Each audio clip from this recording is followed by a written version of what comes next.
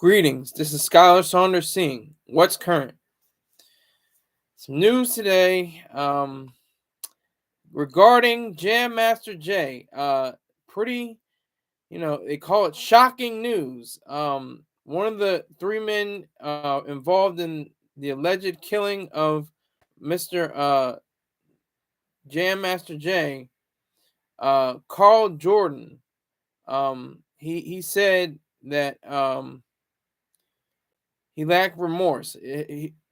Jordan's former roommate, Cherubin Bastian, said that he said that if he had the chance to kill him, he would kill him again. So that was like damning right there. He said that to Bastian.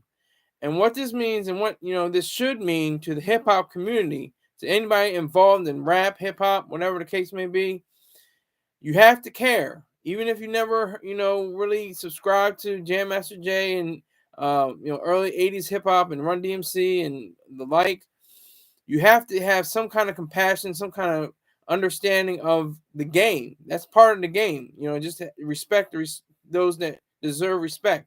And Jam Master Jay was one of those who deserved respect in this industry. He was a giant. He was a legend. He was a pioneer. And he was definitely somebody that, it shook the hip hop axis when he was murdered back in 2002. He had associations with 50 Cent. He had association with many other artists, and he was, reportedly to be a really great guy. He was just an all-around good person. And so this trial, is ongoing. It's been going on for the past few weeks. They're just, getting the witnesses together and getting, the wording right. But it was like a shock. It was like a shock to the system when this Jordan character came out and said, that he was,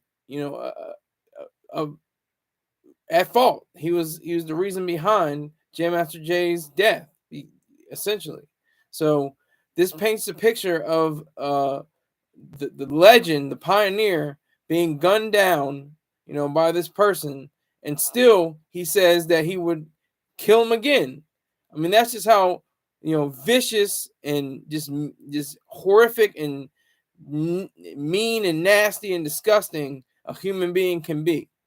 That is one of the ways you can definitely detect that in somebody who would say something of those, vicious words, to say that you would kill somebody again. I mean, this is Jam Master Jay. For all I know, he allegedly had some kind of drug problem. Allegedly, that doesn't make him a bad person. He allegedly, was working with a lot of different crews and trying to help people get on and get their music out. That doesn't make him a bad person. If he was fighting his demons, that's something different. He didn't deserve to be murdered. That's my point. He didn't deserve to be laid out in a pool of blood because of some kind of misunderstanding that went down. That's not how that should have went. They should have talked about it. They should have used reason, use rationality instead of picking up weapons. It's not the gun's fault. It's the person behind the gun. That's what we have to realize. That's what we have to recognize.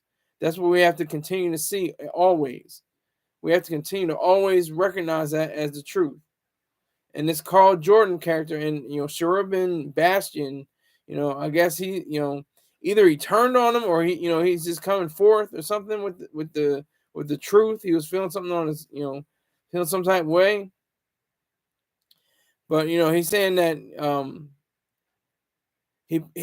Jordan's a lawyer is saying that he was possibly impaired.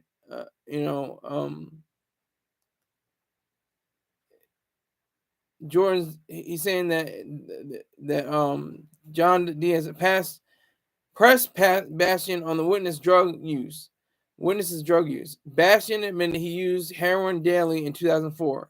Bastian denied mishearing anything Jordan said when Diaz mentioned how the drug possibly impaired Diaz. I don't know that. See, sometimes they write the articles, but they're not right. They don't fact check or they don't, do simple grammar checks and spelling checks. So I don't even know what that means. But Jordan has a co-defendant, Ronald Washington, also on trial for the 2002 murder. Gosh, that's 22 years ago almost. It'll be 22 years in, I think, the fall or something like that. Yeah, so that way back in 2002, when Ice Spice was just a baby, little baby girl, um, this all happened.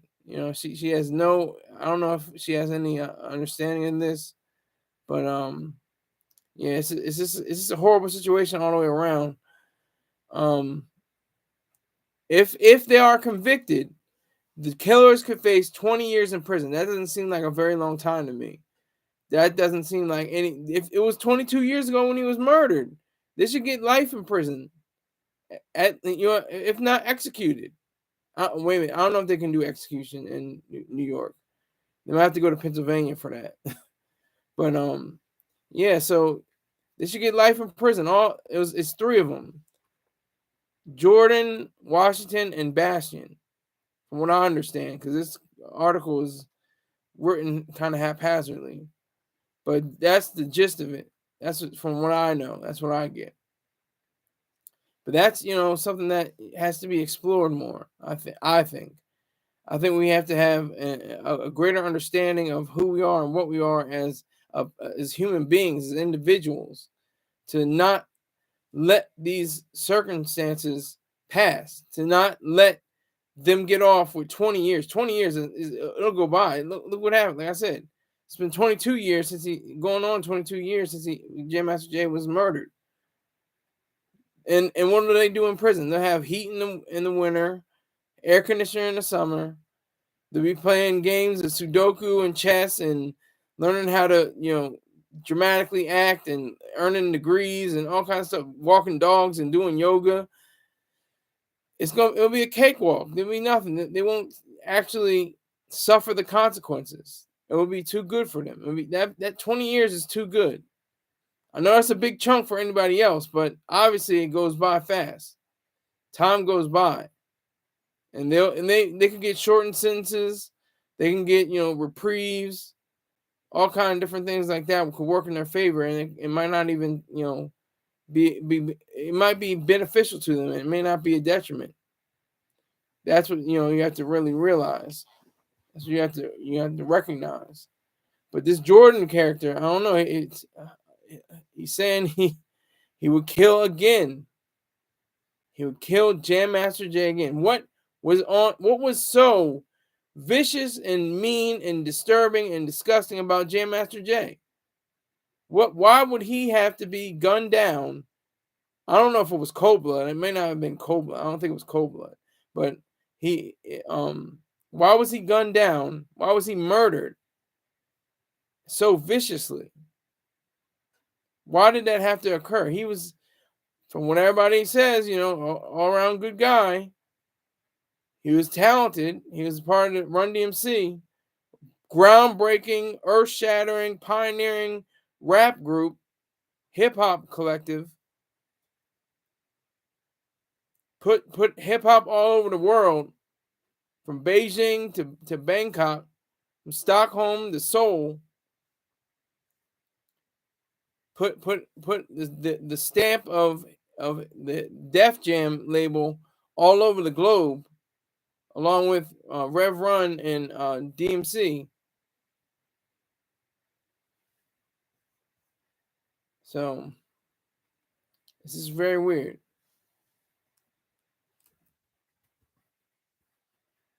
Daryl McDaniels. That's what I'm trying to remember his name. Daryl McDaniels and Rev Run. Joseph Simmons, of course, the brother to Joseph Simmons. Yes, yes, yes. Rick James has found his way to the chat room.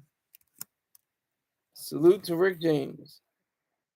We already got the party started. You're late, sir. You always get at me. You're late. You're late. The man behind ruler of the kingdom of the air. He finally got it mostly right. Ladies and gentlemen, Skylar Saunders sees. Yes. I see. Yes. Salute. Yeah, I'm talking about, people that you probably have more idea about. I'm just paying honor. I'm just showing, respect to my elders today. I didn't talk about, Ice Spice beyond her being a baby during the time that Jam Master Jay was slain. I'm not talking about Sexy Red. I'm not talking about Drake or Lil Durk. I'm not talking about anybody like that. I'm not even talking about YSL and that whole trial. It's a totally different trial. There's a totally different set of rules and different angles. So that's where we are.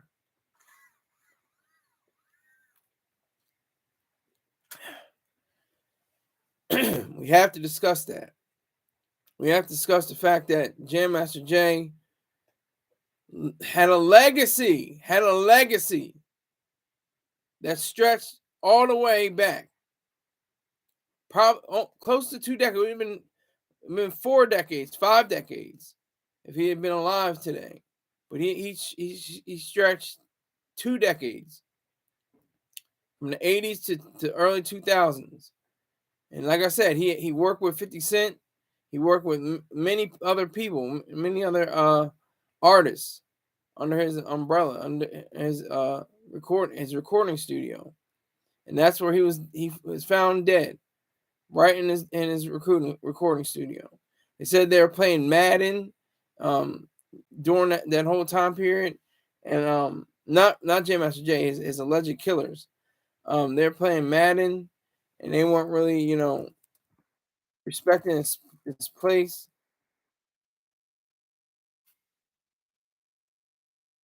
So just got really weird. It got very weird. And he tried, Jam Master Jay, trying to live a life, I think, from all the records I've seen, he was an honorable stand-up kind of guy. He stood for, justice and, the origins of hip-hop, which I don't agree with, but peace, love, unity, and having fun. That was the gist of what hip-hop stood for, what it meant. And it's sad to say that so many people don't recognize that. So it's a very sad situation. Very sad situation.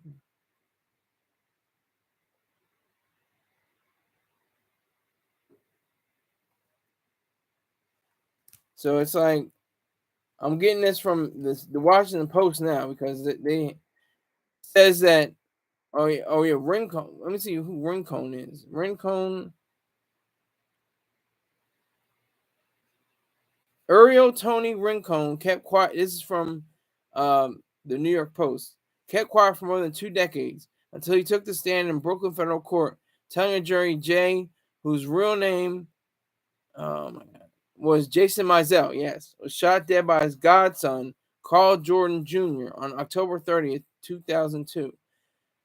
I heard a couple of shots, Rincon said. I could be pronouncing that wrong, but I see Jay fall because his back was to me at the time. As Jay was falling, I saw Jordan shrug him off of him.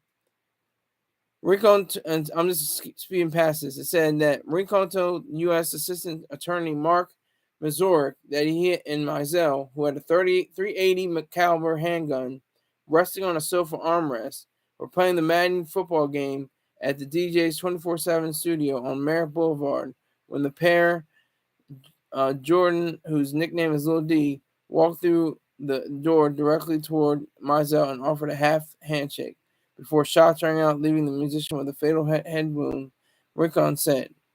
Mizell essentially fell on him, and Lil D had to shake him off of himself, Rincon justified, adding that he suffered a gunshot wound to his left leg during the fracas.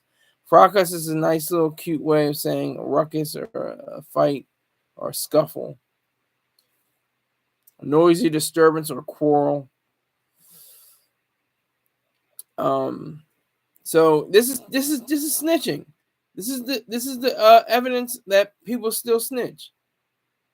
So if we're not going to smoke a live pack for Jam Master Jay just yet until his murderers are convicted, then you can smoke a live pack. You said good riddance. It's a shame, but I never cried for him. Okay, but you cried for the white man. You cried for Paul Rubin, Rick James. What's up with that? You won't cry for the Negro, for the colored man, for the black man. Well, you shed tears for the white man for that frequented theaters and like to touch his pee-pee and had various magazines with naked 19-year-old boys on them.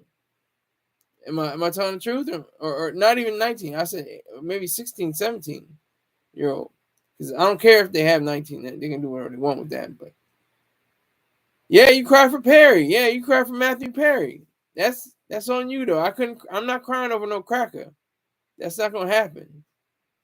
I ain't crying over no cracker. Haven't and never will. I've cried over Negroes, especially Negro women. I've definitely cried over different Negro women, Negro men even I've cried over. But not no crackers.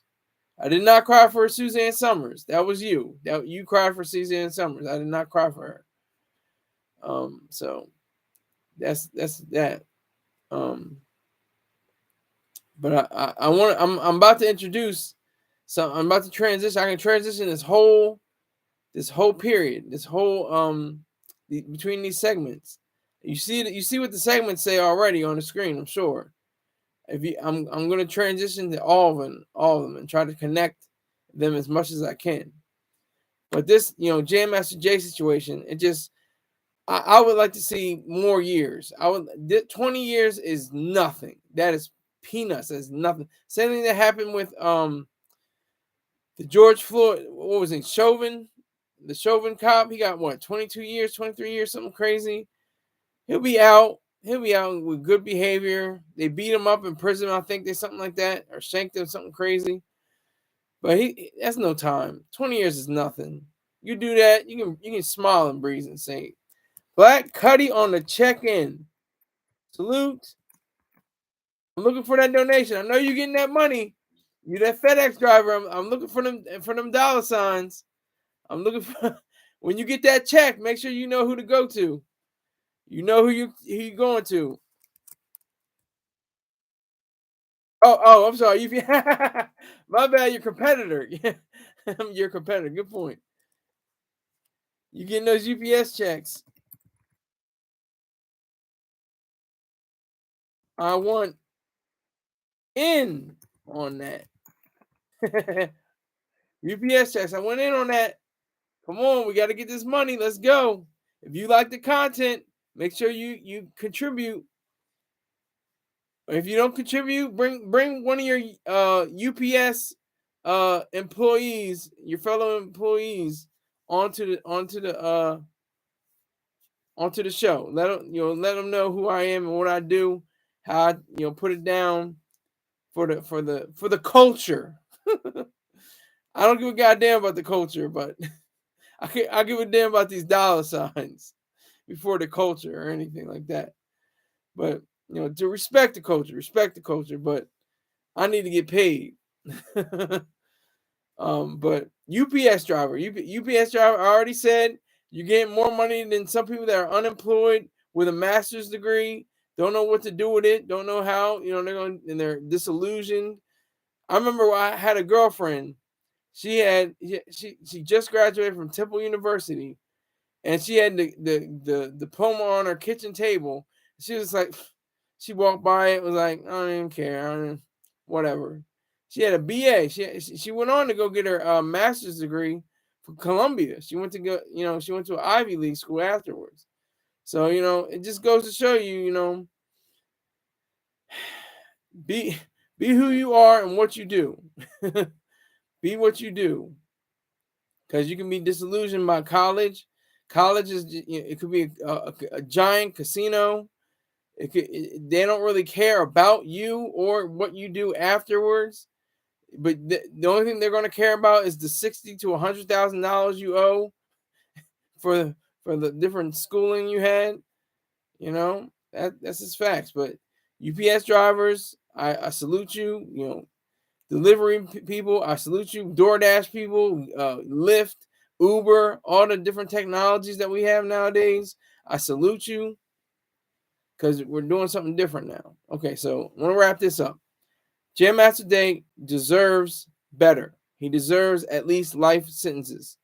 Same thing happened with Malcolm X. The people that shot Malcolm X, they're walking around. Some of them are still alive. They're walking around. They're free. Kill Malcolm X. Free. This was real. All right. Have on the docket Eddie Chiba. Eddie Chiba. Anybody who know who Eddie Chiba was? Who was Eddie Chiba? This was a pioneer, another legend, another trailblazer. Dead. He's dead. And I tried to go on Wikipedia. He doesn't even have all that information. He doesn't have a picture. He doesn't have dates for his years. I'm gonna see what they say about this.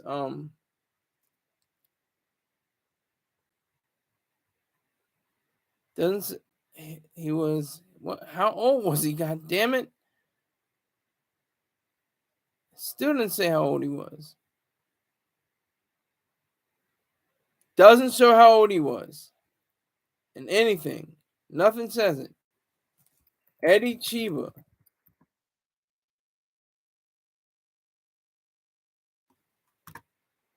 I'm looking him up right now.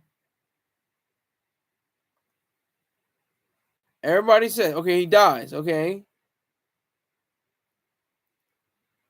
He was hospitalized last year. His age and cause of death is unclear at this time. So that just goes to show you, you know, he wasn't like popping like strong, wasn't too strong. He wasn't really popping throughout the 90s, 80s, 2000, the 90s, 2000s, 2010s, teens, or up to now the 2020s. But he still deserves to be, you know, looked at. He still deserves to be honored for what his achievements were. We're going to talk about how the fact that he, you know, was one of the legends behind, you know, that started the party of, you know, saying, you know, those clever lines like, I'm on the mic and I'm feeling right. Like he had that kind of juice to him. He had that swag about him. Something that, you know, is forever going to be ingrained in hip hop, no matter what, no matter who knows about, you know, if it's, you know, Kendrick Lamar or J. Cole or Drake or somebody like that. They're going to have to realize, you know, who he was. They're going to have to say, well, damn, if it wasn't for him, I probably wouldn't even be here. That's facts. You have to be, you know, you have to be honest about yourself. You have to tell the truth. Be rational about it.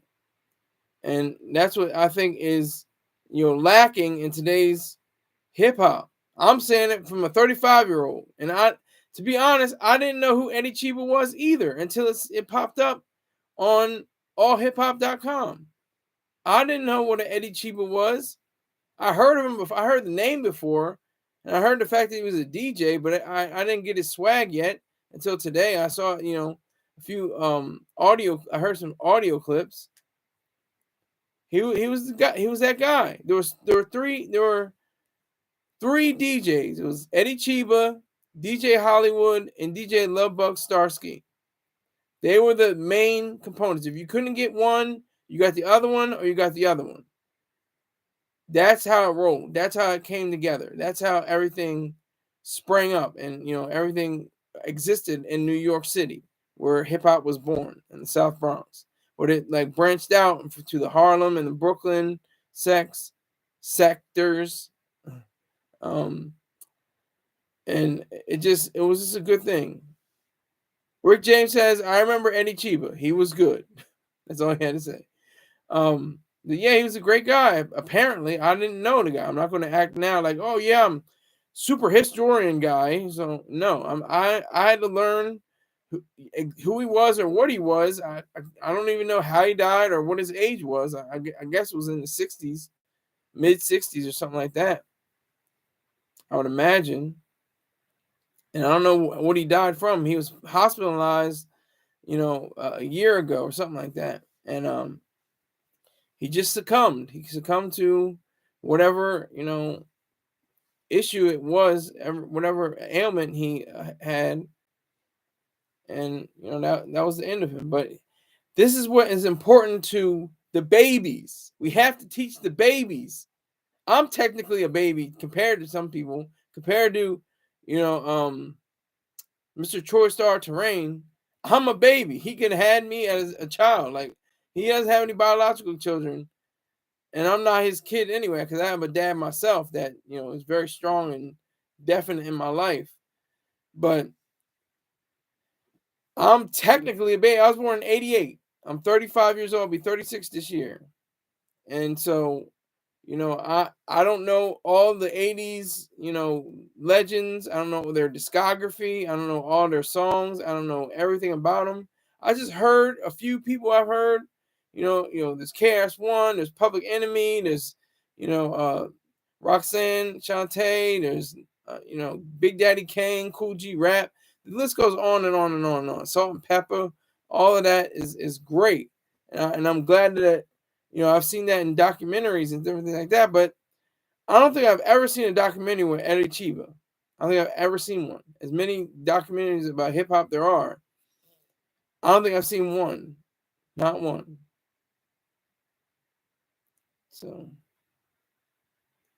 that's kind of jarring. That's kind of, harsh to even take, to understand how, this man, this strong man, behind the wheels of steel, behind the ones and twos, how he adjusted the game, how he, was flying jiggy, had a name. His name was Chiba, Eddie Chiba.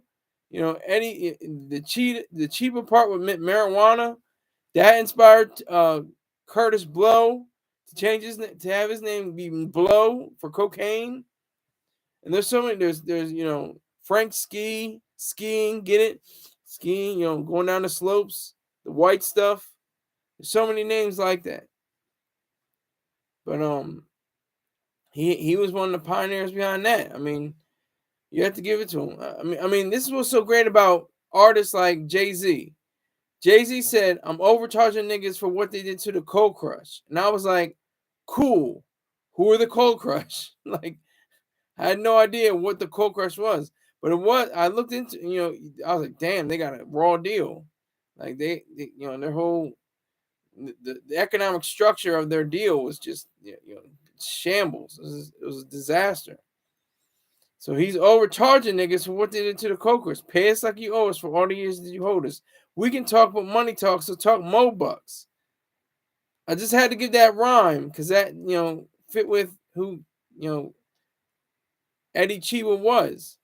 He wasn't some, I don't think he was a multimillionaire or even, definitely not a billionaire. Jay-Z is the billionaire.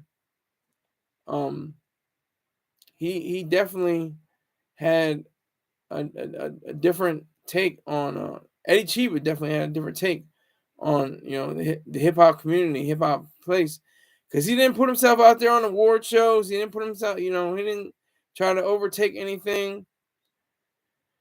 He just simply, was himself. He just wanted to DJ. He wanted to have parties, have everybody have a good time. Everybody, swinging around and swing around like you stupid, But Eddie Chiba, yeah, I don't even know what age. I know what age, nor his disease or injury or whatever the case may have been.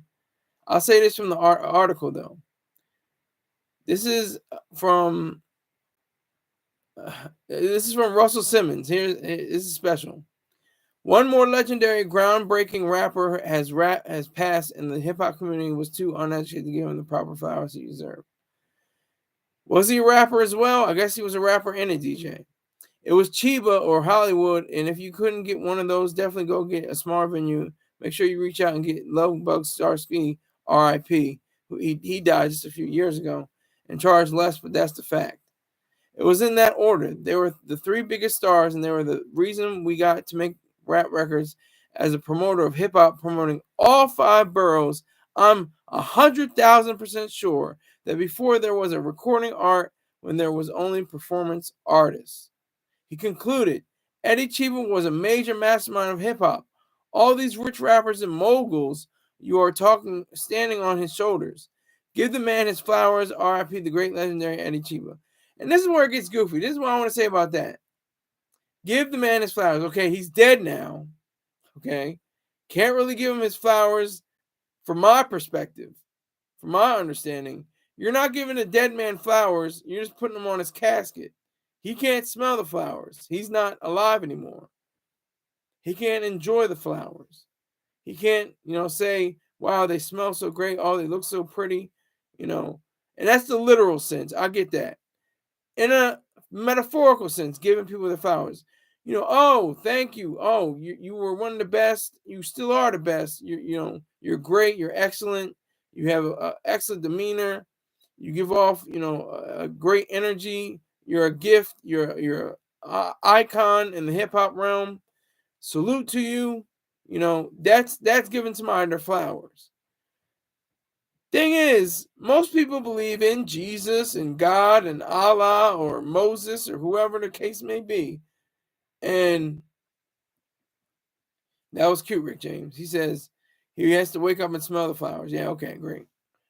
He's not waking up. That's my point. Once you get to your whatever destination you want to say, Jannah or heaven or whatever the case may be, whatever it is, why aren't there flowers in heaven? Can't they smell the flowers in heaven? Do they not have the olfactory sense in that heavenly abode?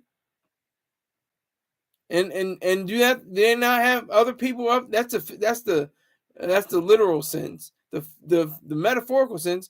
Aren't there billions of people up there shouting hallelujah and thanking God and saying, wow, you're a great man, my good and faithful servant. Welcome, well done.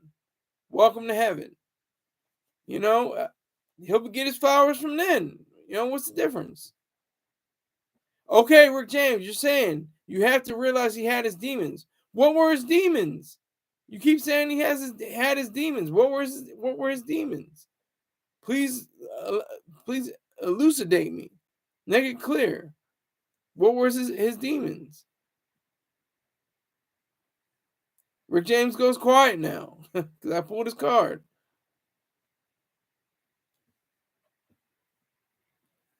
It's just wild.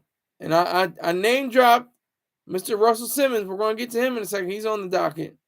I'm about to get into his situation, which is very interesting.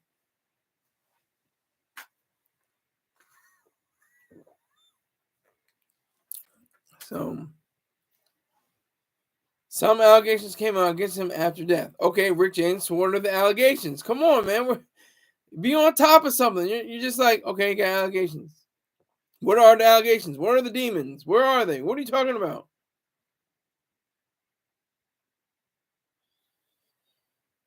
I got 2 people in here with 4 likes. That's what I see. It could be different for you, Rick James. Could be different for somebody else. But I see 2 people watching and 4 likes. And I'm not even mad about that. It's just what it is. But I haven't seen any allegations. I haven't seen any word against him. Predatory allegations. Oh, abusive. Are you talking about Russell Simmons? We're about to get to Russell Simmons. Don't worry. Slow down, Rick James. You're going a lot. You're going real fast. And what are you talking about after his death? Predatory allegations, abuse of power. What are you talking about? He had no power. He was a DJ from the '80s that didn't really make a mark. He's a pioneer. I'm just telling you straight dope. I'm just being real. He didn't make a mark on my life. Jam Master Jay hardly made a mark on my life. I actually heard of him, but I don't think there's going to be too many Eddie Chibas memorials. There's gonna be a few maybe here and there, but I just checked. Hot New Hip Hop. I checked. Hip Hop DX actually had it, but Hot New Hip Hop. Going by their name, they're not even worried about legends and hip hop icons or anything like that. They're worried about the new now and what's popping at this moment. And I'm not saying that as a detraction. I'm just saying that's a fact. They should be. This is the internet age. This is you got to have a song every 3 minutes. It's got to be on the charts. It's got to be up. You got to be on. Got to be on tour. Then you got to make a video. Then you got to.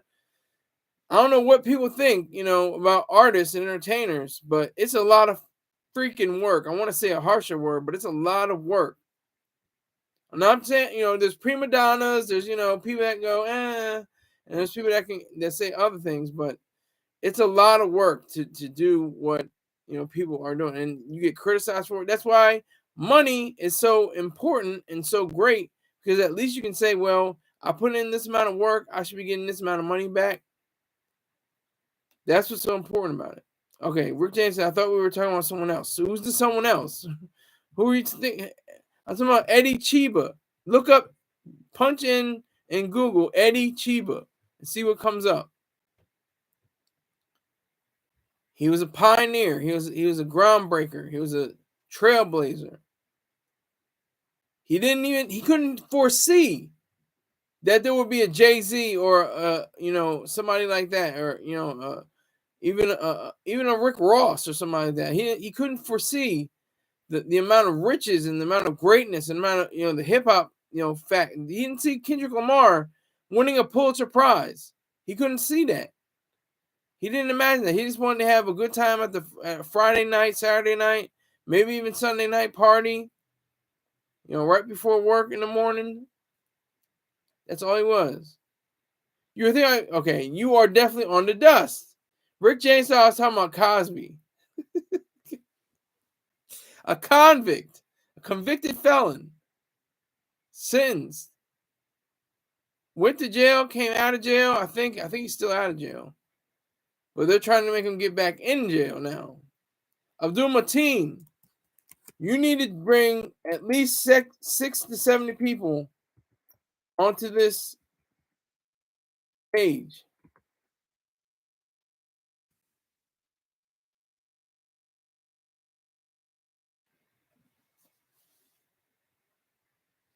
Hey, are you on the Eddie Chiba? What do you got to say about Eddie Chiba, Abdul Mateen? Are you familiar with him? How familiar are you with him? When are you sending me a check? When are you sending me a Cash App? Where's that Cash App at? That's what I need. You need to be on this Cash App sent to my account. That's what you need to be on. But salute to you anyway. It's a goofy way. It's just goofy. It's all goofy. The whole situation is weird, funny, goofy. How this is another example. I mean, at the Grammys. No, not Eddie Chenab. Eddie Chiba. Eddie Cheeba. Eddie Chiba. But it seems like you're not even familiar with him enough to put in for a Google search. Good Lord. But that's okay. He was, like I said, he was one of the the starters. He was one of the originators of hip hop. He had the New York dance and club scene on Smash.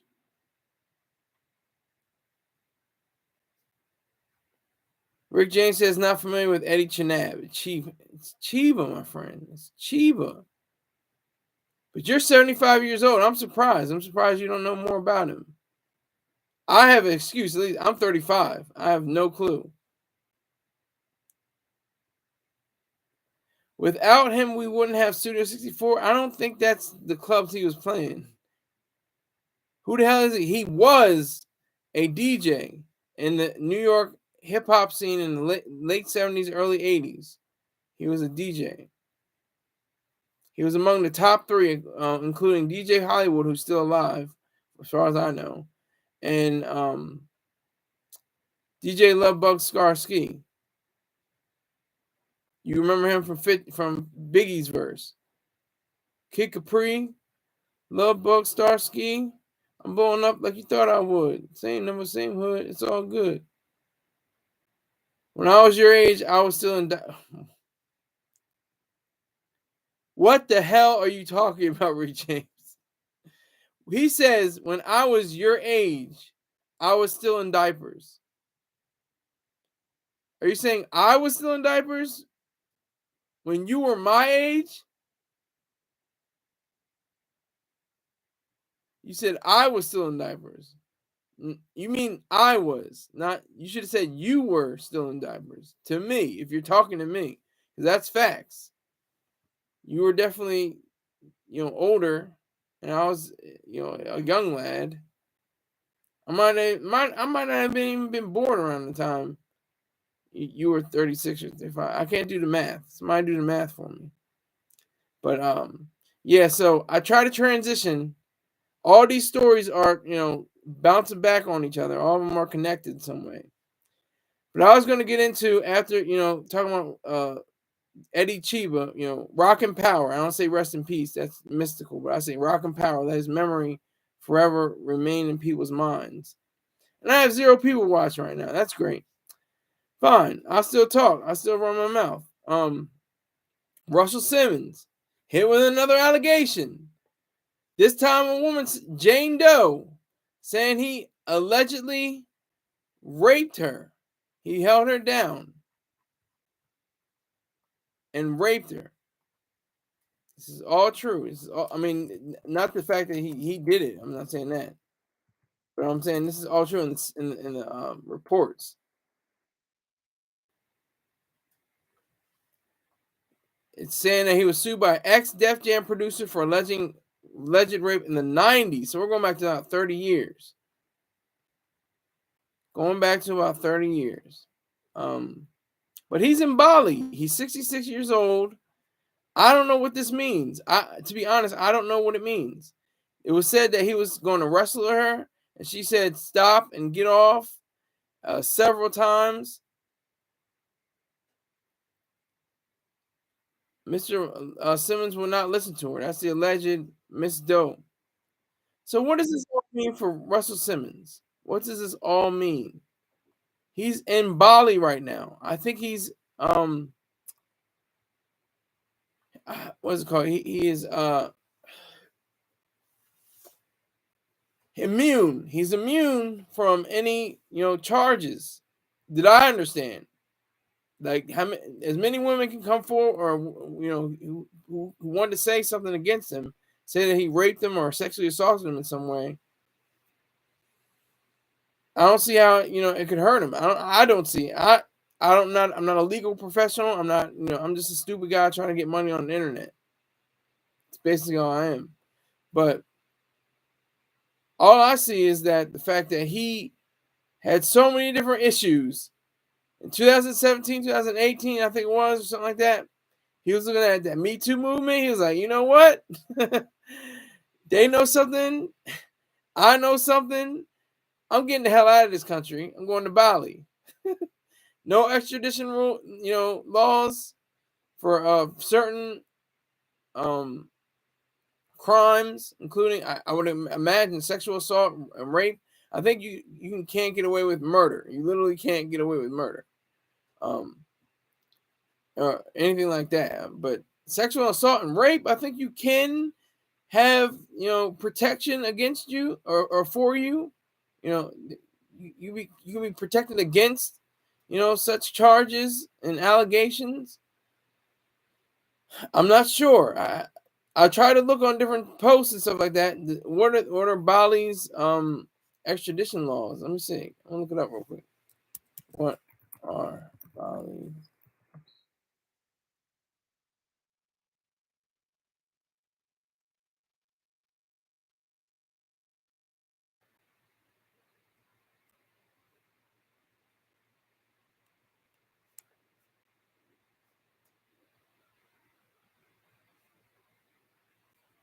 So I'm thinking about Bali. It's not giving a lot of information. It's talking about Indonesia. Am I wrong? Bali? It's a province of Indonesia. Okay, so Indonesia's laws. Indonesian laws.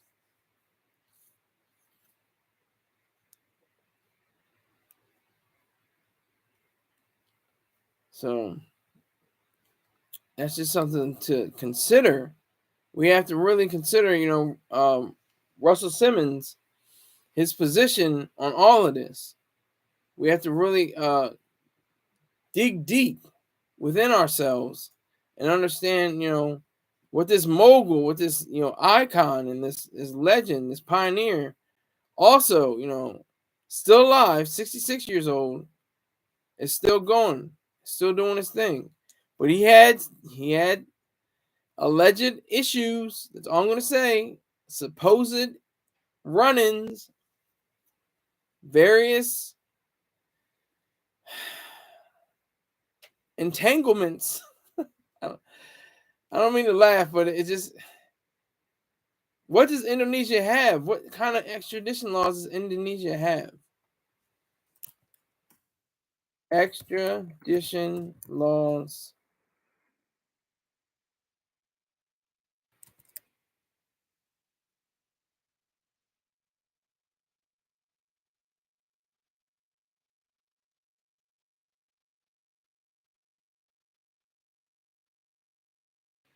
So it says extradition can be proceeded by maintaining the fulfillment of the offender's rights for the purpose of prosecuting or convicting the offenders. Okay, I don't even know what the hell that means.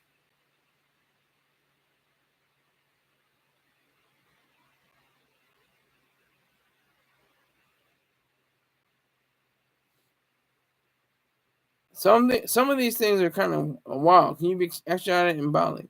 Extradition shall be granted on the basis of a treaty. In the absence of a treaty, extradition may be granted on the basis of good relationship and if the interest of the state of the Republic of Indonesia so requires. That still seems like a lot of legalese. That just seems like I'm not getting a straight answer. They have laws of the Republic of Indonesia, even though it's a province of, even though Bali is a province of Indonesia. It's goofy. That's weird. That's weird. But I don't think Russell Simmons is bothered. He's talking about DJ Eddie Chiba. I'm sure he still, mourns the death of Jam Master Jay. That was his brother's brother. Rev Run is Russell Simmons' brother. So I tried to tie all these stories together. If y'all paid attention, everything went together. Yes, it is a lot of legal mojo gojo or mumbo jumbo is what it really should be. I think he should be over it by now. Who should be over it by what? For what? What are you talking about? I think he may be. I don't think he is over it. Really, he knew Eddie Chiba. He knew, his ability on the Wheels of Steel, and the fact that he was a rapper in a sense, but he was mostly understood by the brother. Oh, you mean Rev Run? Joseph Simmons? Is that what you're talking about, Rick James?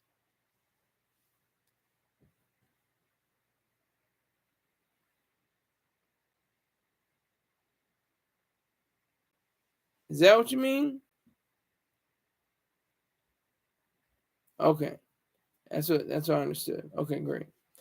But yeah, so it just really is a strange place to be in when you have so many Me Too situations going on. You're like, did they do it? Did they do it? I mean, are these thirsty broads coming after him for no reason? Trying or what for a reason, for that money, trying to get paid. They're trying to get like Diddy. Do they want a party or do they want a party? I mean, that's the Russell Simmons thing. I think they had the white parties in the Hamptons and stuff like that. Just weird, goofy entertainment, schmoozing and getting deals cut and stuff like that at parties, and people going over the line, allegedly crossing lines, going out on their boundaries, doing things that they shouldn't be doing, allegedly. I'm not trying to get somebody implicated. I'm just saying, what it's like. So we have to take all that into account. We have to realize all of that. Every bit of it, every last strand. All of it has to be accounted for. Every bit, every single bit. And I try to tie, Jam Master Jay, Eddie Chiba, Russell Simmons, all during that mid 70s to mid 80s kind of understanding of what hip hop was back then. Rick James says, just like in accounting, every penny must be accounted for. Absolutely. Telling the truth. Telling like it is. Telling the reality. Everything has to be accounted for. So we have to realize that. We have to recognize that as the facts. We have to realize that. It's something that is vital. That's something that is crucial to our understanding of what hip hop actually is. It's a philosophical basis. It was based on peace, love, unity, and having fun, but it should be based on. But it's become Eminem, mysticism, narcissism, and mercantilism. It should be what Ayn Rand has always, said. She when she was alive and in her writings, that still continue to be alive. Reason, individualism, and capitalism, or personal freedom. Maybe in some respects is more exact. That's what we should have. That's what we should, continue to promote. And when you have people like Russell Simmons was a great ambassador for hip hop at one point. Even Diddy was a great ambassador for hip hop at one point. Russell Simmons went on, different talk shows. He was, airing on different magazines, and he was on different newspaper stands. But now all that's gone. He's doing yoga in Bali, province of Indonesia. He knew what he was doing. He was like, you know what? I allegedly had some times with these women in the 80s and 90s. I ran through. I had coke. I had water. That's literal. That's not, making up. He was on PCP. He was on cocaine as well. That's not anything I have to say allegedly. That he literally was. Something that's true.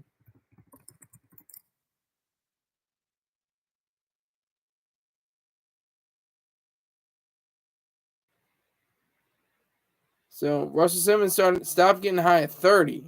He was smoking PCP. There you go, Rick James. Exactly.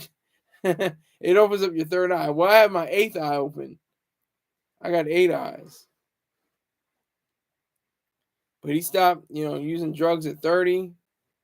So that's one thing you can, take away from what Russell Simmons represents. He may not be able to, walk the streets of New York City anymore, but it's maybe a good idea for him. It may be great that he continues to live in Bali, the province of Indonesia. Now, because they don't ever say he lives in Indonesia, the province of he lives in Bali. He extradited to Bali. He wasn't extradited from. He moved to Bali. That's what has to be clear. Okay, Rick James, you must be on the PCP right now. You said all cats have 9 eyes. It's 9 lives. What are you doing? You must be doing that really strong stuff. That stuff that makes you levitate. What are you doing? But trying to tie all 3 stories together. Dan Master J, one of the greatest DJs of all time. Eddie Chiba, one of the greatest DJs of all time. Russell Simmons, one of the greatest promoters of all time, greatest executives of all time. Caught up in the web. Caught up in the bull. You know what? I'm not even, I could say it. I'm really trying now. I'm trying to scale back. I'm trying to delete those kind of words. You already know what I'm going to say though. The bull crap. He's caught up in the bull crap. Could be true. We don't know. It's all alleged. It's all, non-factual yet. And what is Jane Doe doing? I'm not trying to blame the victim, but I'm trying to come after the victim. Why is she, whoever she may be, trying to go after Russell Simmons for something that happened almost 30 years ago or more? Why is that happening? Why is she so concerned with what Russell Simmons is doing and want to come to the light now, depending on his status as an Indonesian. What is it? A Balian? What is a Baliite? I don't even know what it. I guess the closest I can say is Indonesian because it's a province of Indonesia. But yeah, so he has to really continue to think through his ideas, and I don't think he's looking over his back. I really doubt that he looks over his back.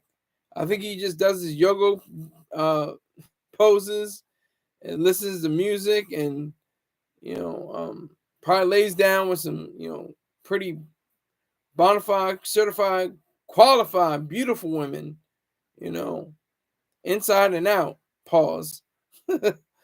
um, they probably got good brains. They probably got a great mind. They're probably very thoughtful. But he took it to another level, I think, with his assessment of Eddie Chiba. He took to X. I think it was X. Let me make sure it was X.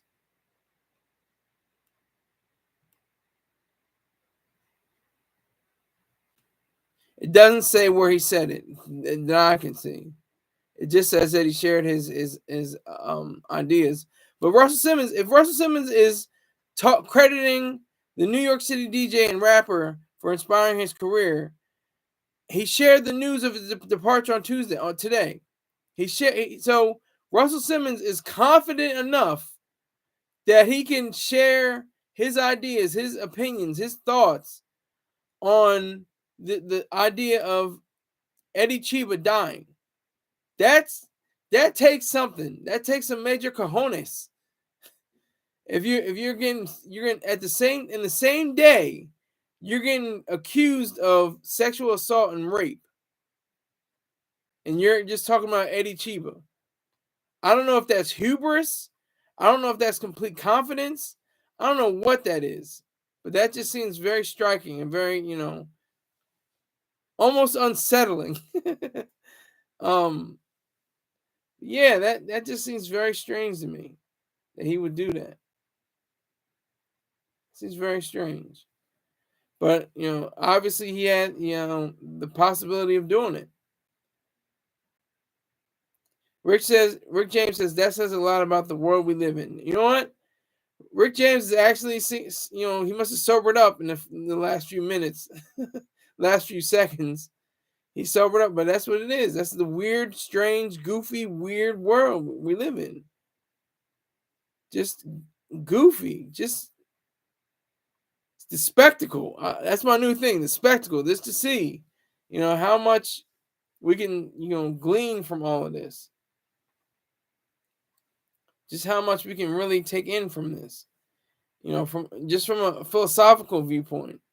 What does it mean for Russell Simmons to continue to live his life knowing with the full facts that there are women alleging all sorts of sordid behaviors that he allegedly and supposedly took part in during his tenure as CEO or co-CEO of Def Jam Recordings?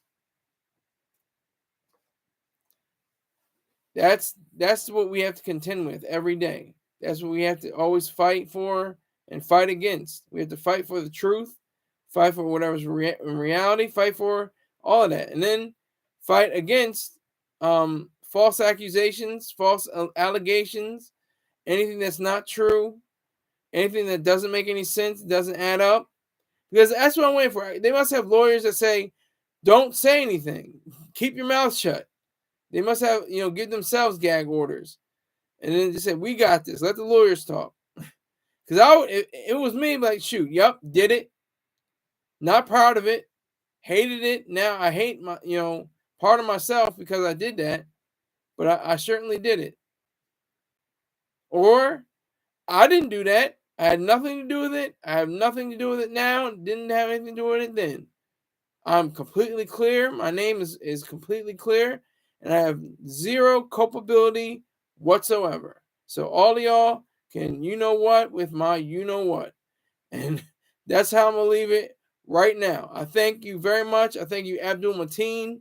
I thank Black Cuddy. I thank